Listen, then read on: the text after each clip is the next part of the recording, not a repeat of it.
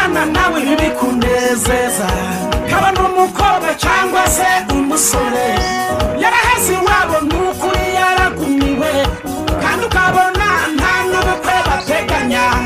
ukibaza iherezo ry'ibyo bintu ndakwinginze Mana yanjye utegeke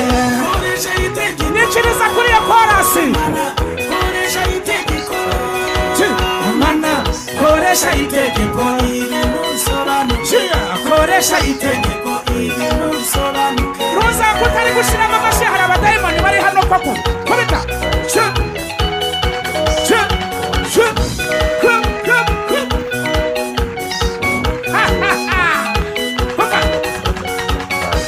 hari ikindi Imana yanjye nshaka kukubwira ukibaze nanjye ukinsubize amazu ane atanu ugasanga undi nta n'akazu k'ibyondo yihishamo igihe imvura yaguye agahora yimuka nk'akarago agahora yimuka nk'akamatera kenya kamana mukuri birakumvira koresha itegeko amashikuza we koresha itegeko yego koresha itegeko abantu bose basobanuzwe